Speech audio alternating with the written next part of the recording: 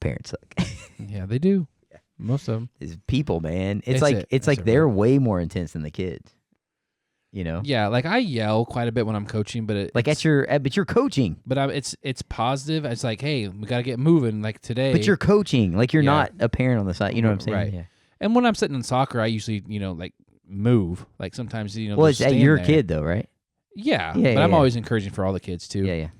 But like we were doing defense today on football, and the football field in flag football is like 40 yards, short. 50. I don't know. It's not 50. Nah, I don't think so. Yeah. I think it's like 40. But they had one play left, and you started on like your own 5, right? Mm-hmm. At the end of the first half, and I put like 4 guys, 6-on-6. So I put 4 guys deep. I'm like, don't let that big kid run by you. Like, start moving. They throw a Hail Mary, and he catches it. Like, I had all 4 guys try to go get an interception. I'm like, oh, my goodness. I just instead of one waiting to get the flag or whatever, yeah. So they kind of scored? They did. Yeah. We ended up winning by 1 touchdown. Oh, that's awesome. End, but I'm like, good grief, dude, guys. that's an Olympic sport now. I like flag football. Oh, yeah. In Texas, they do a 7-on-7 after. It's pretty fun to watch, man. Kyler Murray. Mm-hmm. They got some video of him playing 7-on-7, and it is incredible. Yeah. So on this one, the quarterback cannot run on this one. So I can't leave it. So we do a lot of halfback passes where I throw it to Braxton so then he can run our pass. Oh, yeah. That's how we kind of get by with that. But that's pretty cool. Little mini flickers, yeah. But cool. It's fun. They'll play tackle eventually when their school gets it, but not till they get in, I said, 7th, 8th grade. But yeah, you mentioned that you're waiting until. Yeah. And each team has a handful of kids that are pretty athletic and, and you have a couple on each team. That's, it is what it is, but that makes it fun when there's, they actually have to try to do things. For sure. For sure. But. Well, how you doing? I'm doing pretty good. Pretty good. Fall is here. Yep. Fall is here. We've already made it through fall break. I know. You've got Thanksgiving coming. We get the whole week off this year. Oh, do we? Yeah. Okay, nice. But, and then Christmas. Yep. Thanksgiving break. My brother is taking it. Well, he's not taking this, but we're going. Braxton, Kyler, me, and my brother are going to a Green Bay Dolphins game. Whoa! In Green Bay. So my brother's a huge Dolphins fan. That's gonna be awesome. So is Kyler. It's on Thanksgiving night. Dude, that's so cool. Yeah, but we're leaving on Wednesday and coming back on Friday. Yeah, but you're going to go to Green Bay? We're going to Green Bay. I mean, the history there, man. Yeah, also, you have to, it's going to be cold. Yeah, it's only supposed to be in 30s or something. That's not too bad. Yeah. But the boys, I got them new jerseys, so they're excited. Braxton and I are wearing 49er gear. I love it. But they play the 49ers the week before in Green Bay. So hopefully the 49ers win, or you might catch some heat. But yeah, I've heard the fans are great. They are. I've heard they're great. I know a friend of mine that went up there. His dad's a Cowboys fan, and he's a Green Bay fan. And they went up when Dallas played there, I don't know, man, I can't remember now, 6, 7, 8 years ago, whatever. Mm-hmm. And they went up there, and it was super cold. It was December or whatever. And he said, man, they're getting close into the stadiums, all you can, it's flat in this stadium in this small town. And he said, we're looking for a parking spot, and this house is, the stadium's close to neighborhoods. Yeah. They're driving through this neighborhood, and he said these people just waved them in, hey, park in our driveway. $50. Didn't charge them. Oh, really? Didn't charge them. Not only did they not charge them, they said, come on, eat with us. They had brats with them, sit there and ate. Yeah. And then they went to the game, and they told them, hey, you got to have something to sit on because the bleachers are really cold. Cardboard. And so they gave them cardboard because they didn't bring that. They had cold gear, but they didn't have cardboard. So I thought that was really cool, man. Yeah, they say bring cardboard to stand on. Yeah, too, because that's an insulator, and then because it's all metal bleachers, old all school, metal. the whole thing. But my brother's sister-in-law is the head of their merchandising. That's right. At the Green Bay, that. so she has tickets. I think she gets 4. Well, obviously 4. Yeah, but they're on the 40-yard line. They're good seats. Dang. So my boys are excited. Your brother went to that crazy cold KC game, didn't he? Yeah, that was pretty stupid. It was 9 degrees or something. It was -20 with wind chill. I'm like, dude, why are you doing? He's like, you need to go. We gotta have it. We should get him on the podcast just to talk about that. Yeah, we need him as a guest just to talk about that experience. So, in 2009, we went to Arrowhead. His nose fell off, or something. And it was about that cold too. And I'm like, dude, this is so bad. And I actually went with him there. Miserable. It's miserable cold. Yeah. It's just you would get hot chocolate, and before you got back to your seat, it was not frozen, but it was cold. Yeah. So everybody, and Arrowhead's not the nicest stadium. No, it's old, man. And they've updated it some, but the bathrooms, everyone was in the bathrooms because it was heated. Yeah. Everything else it was brutal. Yeah, it's not worth it. No. Especially if you're not a Chiefs fan. or a Dolphins fan. Or I don't like either one. fan, yeah. So, Like, what's the point? Yeah. But Also, the poor Dolphins. There's no way they like that. no, they're not. there's You no go way. because last year the Dolphins, it was like 85, I think, something crazy like that in Miami. They flew into Kansas City. It was -20. It was like that's not healthy. On You know your what I body. do? I'd walk out of the tunnel and I'd be like, I retire. Yeah, just give it to Mahomes. I retire. I'm done. Yeah, I'm done. Yeah, that's funny. But it'll be fun. Well, got a fun topic to discuss today. It's just been on my mind a bit, Yeah, or my robot mind. robot mind. Artificial intelligence, man.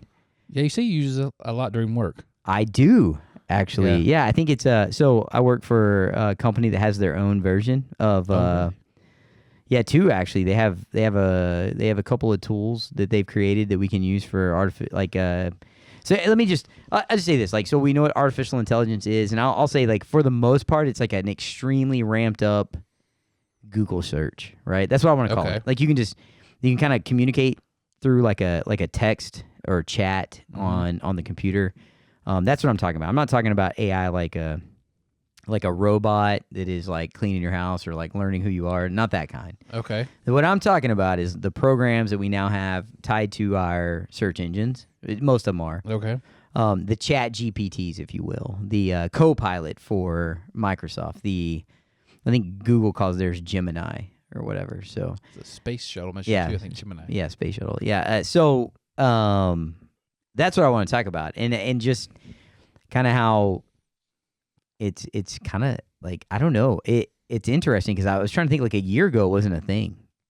And now it's something I probably use daily. Really? Daily, yep. Daily. We don't have it much in where I'm teaching. The chat GPT is kind of in there now. We can use it to like IEP goals and things like that. But when I type that in or I use my own, like, people know it's not me. Oh, really? I mean, it sounds way more intelligent than me. You know what you can do? A little Dumb trick. it down a little bit. You can say, put this in my words. How does it know your words? I think if you communicate with it enough, it starts to know how you kind of speak. Yeah, it's not cool. It's learning you. Yeah. All I tell you is be polite to it, because someday when it takes over, you don't want to be the one that it takes out first. But yeah, so I just thought we'd talk about it a little bit and just maybe what this could do for us, but also maybe just a little bit from a biblical worldview. Yeah. How we approach it, and I was gonna run through a couple of things that I use it for. So work for sure. So emails, suggestions on wording, like communication with employees.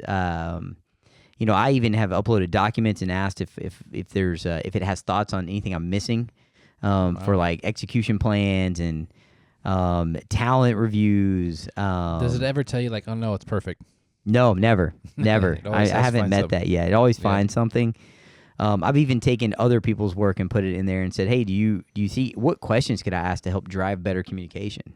Like, it's a thoughtful tool. Like, I say that it's pretty interesting. So I think it does help there. I think Bethany and I were kind of joking about this. We typed in the other day, like, hey, help us plan healthy meals for our family for the week, and use these as the main ingredients. And it's like, oh wow, brrr. Really? Yeah, It gives you absolutely, even recipes. absolutely. And then you can even say, hey, can you give me a grocery list?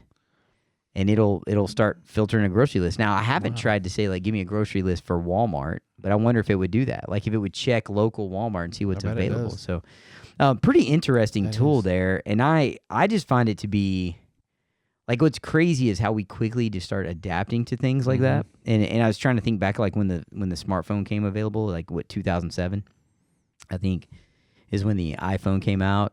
Before that, I had a BlackBerry at work. And then 2007, like, the very, like, next 6 months, we got smartphones, and it just, like, was kind of crazy and new. And then next thing you know, it's like super normal. Yeah, I didn't get an iPhone till like 2014 or something. Yeah. So I had like one of those slides or whatever Genius. it was. Yeah. I love it. Yeah. So Well, it's that personal not phone I didn't either, but like with work we had one. But it's kind of crazy how it becomes like part of our life. And so I'm wondering how like AI might start to do that as well. But then, like, how do we approach it, and like, how do my kids use it, and how do we look at technology in general? Because that's just what we are as humans. We just kind of keep going forward, and I don't know, like, just going further and further and further and further, right? And it's really ramped up since when we were kids to now. It seems like it's just really the curve is like yeah. I mean, I would even say, like, let's say the last 100 years. right? So go Okay. from like 1920 to now. Mm-hmm. Like just think about like the Barely having electricity.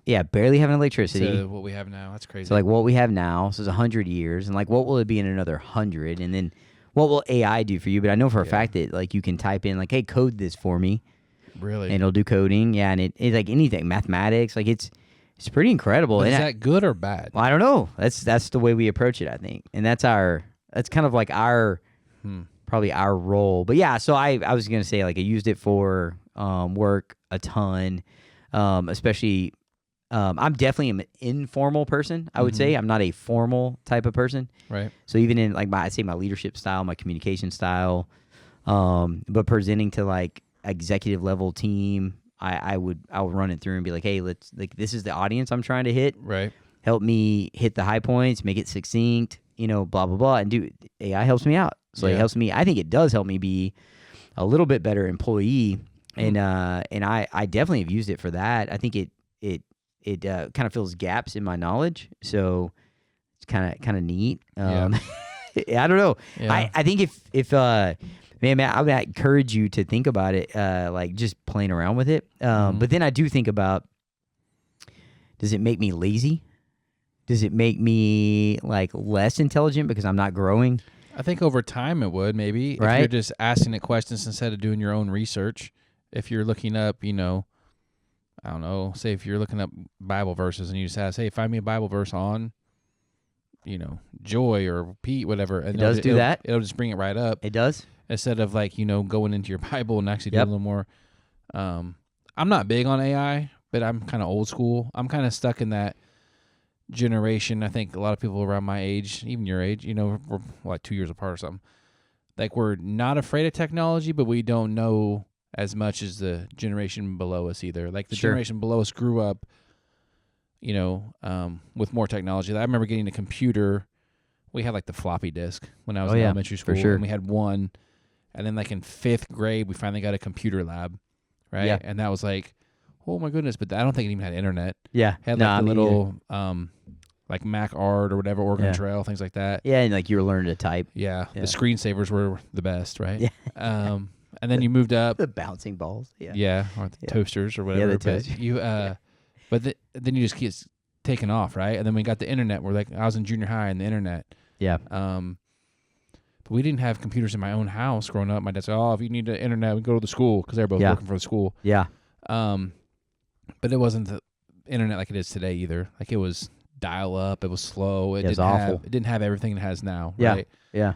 Well, heck, dude, it's on your phone. Right now it's on our phone. Yeah. So in the last 20 years or so, and it's just really taken off. So like you said, in the future, another 100 years or whatever, I would feel like there's got to be a cap somewhere where it just can't go anymore because my brain can't think that way. Yeah. Right. I wonder too if like that cap is our limit. Yeah. And then it continues, like whatever it is. And I know, like, gosh, man, and that's scary to me because I don't Of want course it is. being in control of my life. I don't want it making 100%. decisions for my medical decisions or my, Yeah. I don't want a robot pulling me over or giving me a ticket. And I know they already have things like that going on in those bigger cities with the cameras and all that's like, dude, it's nuts. I like human interaction. Yeah, human interaction is important. But it has its place too. Yeah. So, well, I think it has its place. I think that's the kicker is.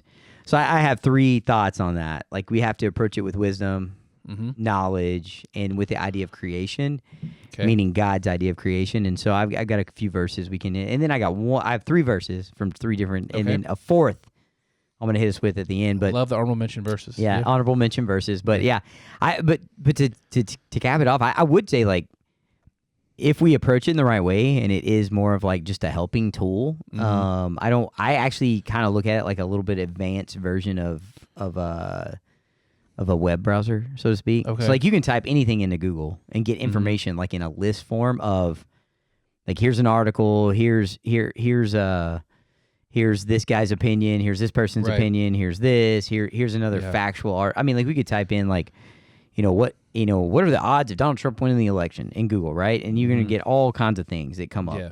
Well, you could type it into AI and you could say, hey, give me some facts on the last election. And I want to focus on, what states were red, what were blue, and then it will literally just be like, there it is, instantly, almost instantly. Yeah, it's pretty incredible. So you're saying AI is different than your Google search engine? Yes.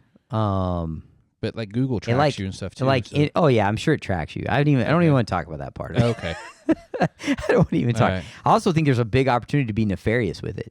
Just being like shady. I think they even talked about when they first came out with it that they opened it up and didn't want to limit it, and it got like people were cruddy. So people were like leaning into like sexual themes and violent themes, and so like I think most of the ones that are available like will not do that. Like they will tell you, no, thank you, I can't go down that road, kind of thing. Good. I haven't tried it, so I can't tell you that. But you can ask it like what its favorite color is, and it won't. It's like I don't really, I don't really know. Yeah, I'm not human. I don't have a favorite color, so it's kind of funny. I don't have feelings. So, but humans are governing it, right? And so, but yeah, to your point, you can talk. Like I even have for this podcast said, hey, we want to talk about this. Give me some talking points on artificial intelligence from a biblical worldview. Really? And it's like, and it gave you some. Yeah. Now I'm not necessarily using those in this conversation, but I'm just saying like it does do that. Or hey, how could I approach my kids from a biblical worldview about dating? And it really is pulling from the web and like other information, but it does kind of get to know like the things you're into, to a point where I think I even used it when we started talking about like logos for this podcast, or names for this podcast, or descriptions for this podcast. I think now there's even a availability to say, hey, I'd like a theme song. I'd like it to be in this style, and I'd like it to be about this podcast, and it would like write us a theme song. That's cool. Yeah, it's crazy, man. I mean, it's got its points. Like it's progressing. It is. It's progressing. Now, all right. So here's what I'd like to say. So from a wisdom approach, I'm gonna read Proverbs 2:6. Proverbs is basically all wisdom, right? It's the whole point. I apologize. I'm gonna do it from my Bible so I can actually read it. Did memorize them? I mean, from my phone. No. So I always print them off on big print paper so I can see. Guys, they told me bifocals are coming in the next year, so I'm like, oh, really? Right. Well, I would say the other day I woke up and like got out of bed and I picked my phone up and I was like, I felt like I could see it better without my glasses when it was closer, and I was like, that's not good. All right, so Proverbs 2:6. Ready? Yep. For the Lord gives a wisdom, from his mouth come knowledge and understanding. So it's very important for us to understand where our wisdom comes from and where the knowledge we need comes from. And so I think if we approach AI in a manner of like, hey, it's a tool, it helps, great. Yeah. If you approach AI as the one that gives you knowledge and gives you wisdom, then it replaces God. And so you have to be very careful there. Yep. So that's one. And then James 1:5, and then I'm going to circle back to the very beginning because I kind of got out of order here. But James, he speaks the truth too, doesn't he? No, James. Man, the old James, man. Every time you read that, you're like, ooh, oh snap! I need to do something better in my life here.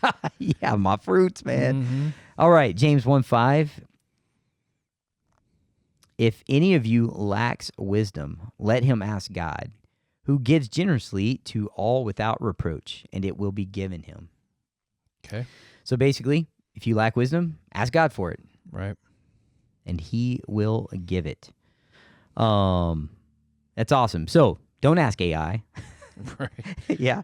Ask God. So once again, don't turn to AI for your knowledge and wisdom. And I think a theme here. You guys feeling it? Like, should I marry this person? Yeah. Don't ask AI that. Like, yeah. Don't ask AI that. All right. Genesis 1:28. Ooh, 128. Yeah, man. So it's like way back there. I might even be able to find that pretty quick. Get past the index. Page 1. Yeah, get past the index. All right. And God blessed them. And God said to them, be fruitful and multiply and fill the earth and subdue it, and have dominion over the fish of the sea and over the birds of the heavens and over every living thing that moves on the earth. And so I think what I wanted to bring up there is that God has given us creation. He told us to be fruitful and multiply. He told us to subdue the earth, and we have dominion over it. And so I think once again, we want to make sure that we don't let things have dominion over us, right? It is God, us, and then everything else, right? So we are his creation that he has given the earth to. We are creative people. We have amazing minds. He created a being that can think and love, and we have souls. And so I think it's important that we separate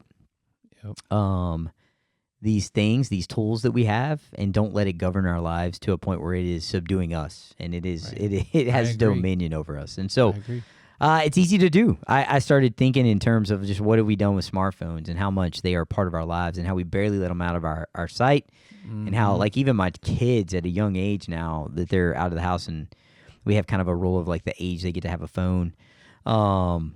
Man, it becomes a point of contention pretty quick. And so we have some pretty strong rules around it. FaceTime or screen time. I mean, we have strong rules about all kinds of things on the phone, but screen time for sure. And then what we use it for. And I think that, I think it's important, but man, if AI becomes even greater and in its ability, like it's going to be tough. You're going to have to really, be careful. Right. And so I think it's important. Well, the smartphone has helped and hurt our society. That's my 2 cents. Oh, 100%. Yep, 100%. So we have, like you said, we have all this technology. We just need to be able to use it the correct way. And well, and we're broken. And so, like, if you think that, well, I'll just figure out how to use it in the correct way, that's not going to happen. So, I think it's just being very clear on our need for God and to go to God. We need wisdom. We need His knowledge. We need to understand what He has given us, and then kind of look there. And so I have this last verse. It's from Micah. Micah 6:8. He has told you, O man, what is good. So God has told us what is good. And what does the Lord require of you but to do justice and to love kindness and to walk humbly with your God? So what else does He require? And so do those things. And even when you're using AI, by no means am I going to say it's not a pretty neat tool and a pretty great tool, and I actually take advantage of it. And I think that, man, there's probably going to be opportunity as we, and I know you've got some thoughts here. You can even bring those up on your mine are disadvantages and advantages. But okay, gotcha. Mine was more like robots, machines, pew, pew, pew, pew. Yeah, unbiased decision making. Yeah, gotcha. Well, and I think what I really was talking about, and I think we can get into that at some point, but it's going to progress. It's going to it's going to be flying our airplanes. I think it might already be. It's going to be taking shuttles to space. It's going to be driving our cars. Like, you watch, it will happen. But at some point, the human needs to still be there. To me, sure, when that messes up. I'm not saying that that's not like going to be a progression, but I just think right now, that's the path we're on. Yep. And they have autopilot and stuff already. That's basically fine and plain. Yeah, 100%. Like 100%. I think we will see there will be a future where there won't be a pilot. I believe that. I don't fly. I believe that. Yeah, I believe that, and I believe in a future where you could sit in a backseat of a car and it'll drive you. See, that's I just believe that. I believe that too. Yeah. Yeah. We're not as far away as people. I mean, but it's I don't think we're as far as we think. And those are things that might be in control. Sure. Those are things that may be okay. I think what comes with that are probably some negatives, right? And so I just think it's important that we remember wisdom comes from God. The knowledge we want is going to be important to have a filter through that wisdom, and then understand that the creation is ours. You know, God gave it to us, and then. In Micah, it says, we have what else do you want? Love kindness, act justly, and fear the Lord, man. And so if we do those things, I think we can use these tools. The problem is we're broken people. And so it's really hard not to become enamored with things like this. So, and to use them for probably not the right thing. So anyway, that's my thoughts on it. What I would say, though, hey, go try it out, man. You'd probably ask it to draw up some flag football plays, and it would give you some great ones. Yeah. It probably would. Yeah. That's one of the things I started thinking about is, like, things that we love, like sports, this competition. I don't think, obviously, robots or whatever would replace that. But I definitely think you could have a coach that is, like, you know what I mean? Like, for the majority of games, and the majority of times, it could compute all of the analytics at one single, like, moment and tell you if you should go for it on fourth down or not, right? It can do all the X's and O's. Yeah, but the execution. The execution. Yeah, it can't interact as of yet with, looking into somebody's eyes like, oh, they're going to make this first down if I give it to them. Yeah, you know what I'm saying? Like, it's but it could, just like a coach does now, say, you know what, it's 4th and 3. I'm on my 30. We're down by 10. Yeah. It's the right time to go for it. Now the execution is up to the people. Yeah, but, and they have those people now, yeah, I know. especially in the NFL. They do it in big time college. Yeah. Even probably high school now. I just can't wait till they put a coach's hat on a robot down there. That's gonna be awesome. Beep boop boop beep. Yeah. Anyway, the Jetsons. It's coming, man. Do you remember the Jetsons? I know the Jetsons. Remember Rosie? Yeah. Yeah, she was our cleaning lady. Yeah, wasn't she cleaned the house, man. Yeah. Yeah. It's a good show. Meet George Jetson. Mm-hmm. Anyway, fun stuff. Yeah, I just thought I'd bring it up. It's just something I've noticed that I've picked up steam with in the last few months. Yeah. And it's interesting for sure. and it's helped me a bit. Yeah. So you got to be careful with that. Yeah.